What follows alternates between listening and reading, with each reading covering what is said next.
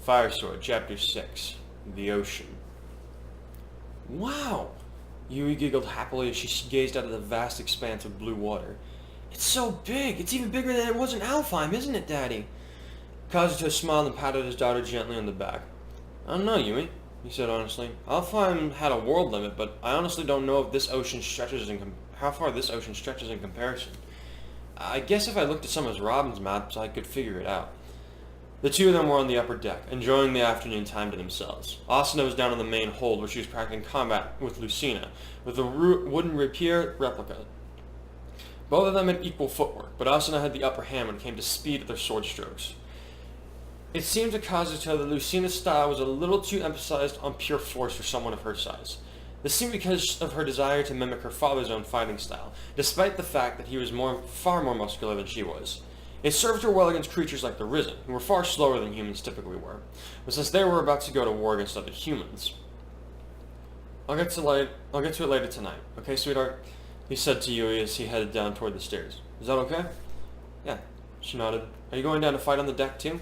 Nah, I just thought I'd help out Lucina there, he said as she came down with him. Her swordplay just needs a little adjustment. No sooner than he had spoken did Lucina play her circle on a bizarre pattern that ended with Asuna's own blade being smashed to pieces, giving him pause. Then he shrugged and continued on his path toward the two girls, who were now nursing bruises. Those are some pretty cool moves, Your Highness, Asuna said with a tired grin. But you got lucky. Lucina returned the smile. In the future, there was not a swordsman that could best me with the blade. I doubt my victory was by luck alone. She didn't say it was by luck alone, Kazuto said with a smile as he approached. Nice work, honey. I saw you using your white bishop skill there for a minute. Almost got her. He gave his wife a hug as she turned to face him. White bishop skill? Lucina repeated. Oh, sorry about that, Lucina. Kazuto said as he released his hold on Asuna, though she retained possession of his hand. I was talking about some of the abilities we had back in Aincrad, but I guess that wouldn't make any sense to you, would it? No, I understand, Lucina said with her head cocked. I have a skill passed down through my family that grants me great prowess in battle. The name of it is Aether. Aether? Asuna repeated. What are its effects? For every foe that I strike down, I can hit the next one twice as hard. Lucina replied. Have you not seen the shepherds use their skills before? Both Asuna and Kazuto looked at one another in confusion. Not really, Kazuto admitted. In battle, I mostly pay attention to what's in front of me. But tell me, how do these skills work? Lucina said with her chin in her hand. I think the best way to show you would be to try and have you activate your own skills. Her eyes became sharp and commanding as she told Asuna to fetch a rapier and Kazuto to get a practice dummy from the hold. Intrigued, both of them immediately did as they were told. When the requirements were on the deck, Lucina told Yui and Kazuto to stand back. Once they had, she stood a few paces away from Asuna and told her to take a ready stance while facing the wood and straw dummy. Now, imagine whatever skill it was that you would have used in your world, coming to life through your own body and blade, Lucina instructed. Do not rely on a magic outside your own body. The power must come from within your own heart. Asuna's brows met as she concentrated on the skill that she had utilized the most often, and most notably against Kuridio and the Gleam Eyes. She remembered the thrill of her blade coming to life with the green light, allowing her to land blows faster than the eye could follow. She felt her sword begin to vibrate, and gasped as she saw that a green light was flaring from her weapon. Now, strike your target! Lucina ordered from the side. Asuna wasted no time, dashing forward, landing 5 stab points on the dummy in the time that it would have taken her to normally land a single blow, and repeating this until the doll was completely destroyed.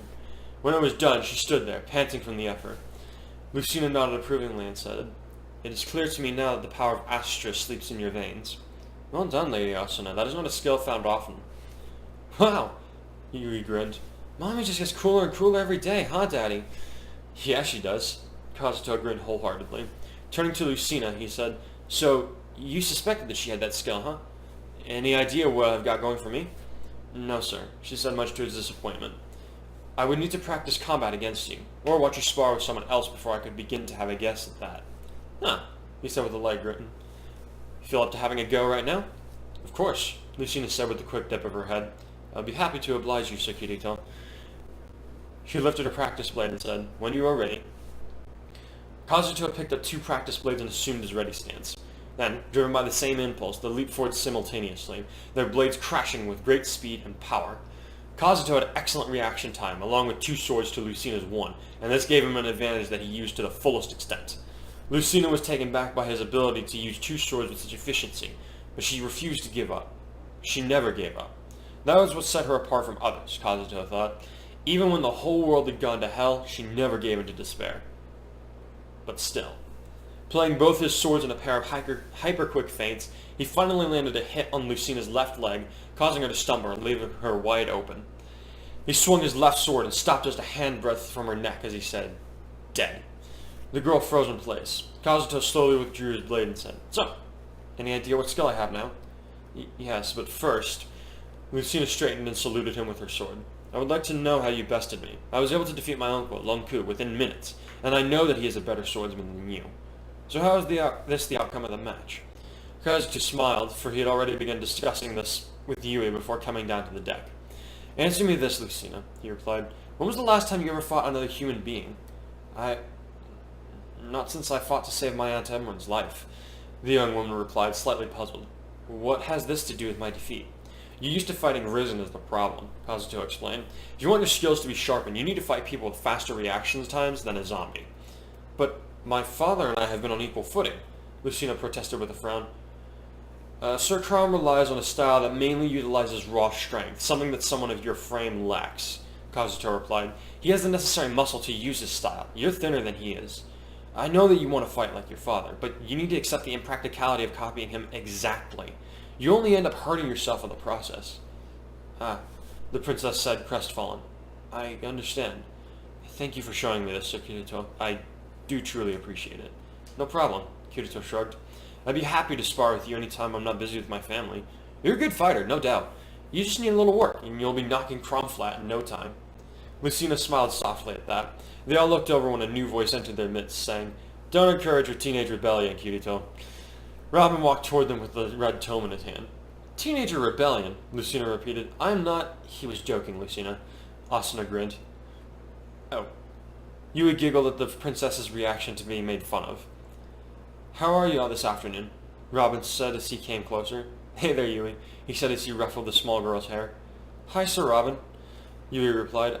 "I'm good, and watching Mommy and Daddy sparring is fun. And Princess Lucina was about to tell Daddy about a special power he has, right?" She looked up at the princess at the last part. "Ah, yes," Lucina said with a slight shake of her head. "Forgive me, I got sidetracked." Kazuto waved the matter aside and told her to share her thoughts. After a moment of thought, Lucina said, "From what I can guess, you seem to possess the skill known as Luna. If you can hit your opponent's body, you may possess the ability to weaken them beyond the damage of a physical strike." "Sweet," Kazuto grinned. "How do I know if I have this or not?" "Well, as I was about to say, you may have that skill or another one entirely," Lucina replied with an arched eyebrow. "The other skill is called Vengeance, which would be highly irregular." "Why is that?" Kazuto asked with a cocked head. "Typically people with the Vengeance skill go on to become dark mages, not swordsmen," Robin replied. "And that skill is rare, even amongst mages. The more you're wounded, the harder you fight back." "Huh," Kazuto mused. "So again, how do I tell if I have these skills or not?" "Both are difficult to trigger outside of actual combat," Lucina replied. "Usually it will only work the first time on a live target. So I have to wait until the next time we fight against the Valmese." Kazuto wondered. "Essentially, yes," the princess nodded. "My apologies, but I do not know more. However, if you wish to know more about the Luna skill, you should speak with Sir Frederick. He is a possessor of this skill, and he uses it well." "And what about Vengeance?" Kazuto asked. Robin shifted uncomfortably. "You could ask Henry or Tharja, but I would advise against it." "Why?" Austin interjected. "Aren't they shepherds like the rest of us?" "Yes, but Tharja will likely try to rope Kirito into some ridiculous scheme that involves her being able to cast a love hex on me," Robin said with a shudder. "That, or she'll use him as a test subject for any number of curses." "Kirito, you are not to talk to Tharja," Asuna ordered in her commanded voice. "Wasn't planning on it, don't worry," Kazuto grinned. "But what's wrong with talking to Henry?" "He's just eccentric," Robin replied. "He'd probably help you, but if you do end up talking to him for any length of time, he tends to get sidetracked by some rather grisly subjects. So if you had the stomach for it, I'd talk to Henry about it rather than Tharja." "All right," Kazuto nodded. "Thanks, you two. Asuna, Yui, want to get some lunch and talk to Frederick?" They both agreed, and the family walked off, with Yui holding both their parents' hands. "Cute kid," Robin said as he and Lucina stood by the railing. "Yes," Lucina agreed. She seems like the type of child that any parent would be proud of. In some ways, I envy her. You envy an 8-year-old? Robin had to smother a laugh. Yes, Lucina replied with the ghost of a smile. I know it sounds silly, but it is the truth. I wish that I could make my parents smile like that all the time. Robin couldn't keep down his laugh this time. Lucina, when you were born, your parents did nothing but smile. Every time you were in the room, their faces would light up like the sun. And when Kirito found out who you were, Sumi and Kron would not stop talking about you to anyone who would listen. How strong you are, how smart, how beautiful. He stumbled slightly over the last word, and Lucina flushed. You need not compliment me so, Robin, she said. I wasn't, though, Robin protested, afraid that she would take offense. Your parents were. I mean, they were right, of course, but I'm just going to shut up now. Lucina was beet red with embarrassment, but had the grace to say, It's fine, Robin. I know you meant well. The tactician sighed with relief. I'm sorry about that, he said heavily. I don't know why I said those things. You simply spoke what was in your heart, Lucina replied. You were always very straightforward in the future, speaking your thoughts plainly. It was good to see that part of you remains unchanged. Did I now? He said while scratching his head. Well, at least I never turned into a coward. That's gratifying to hear. You were the bravest of all the shepherds, alongside my father, I always thought, Lucina said. You never once shirked away from your duty, even when logic dictated that you would certainly fail. That's something I've always admired about you, Robin. No pressure there, Robin grinned. I didn't know I had a fan base in the future. Tell me, did the other children you mentioned share the same admiration for me? To a degree, yes, Lucina nodded. There were times when we would choose warriors of old to play as, and in some instances, the boys would get into fights over who would get to play as you. Robin threw his head back and howled with laughter at the thought. Lucina, much despite herself, couldn't help a smile from breaking out at the memories she had spent with her friends and family. She was glad to see Robin relax in such a manner, especially when so much pressure lay on his shoulders. When Robin had finished laughing, he wiped his eyes and said, Thank you, Lucina. What for? I haven't laughed that hard in a long time, he said with a grin. It felt really good. So thank you for helping my sense of humor along. I owe you one. Oh, Lucina said while turning away to hide a blush. It was nothing. But if you would like, I'm actually feeling up to having lunch myself, and I could use an escort. Would you care to accompany me? A part of her brain was shouting at her, telling her that this was a mistake, that she shouldn't be entertaining attachments to this man. But the rest of her was delighted as Robin replied that he would be happy to escort her, looping his arm through hers.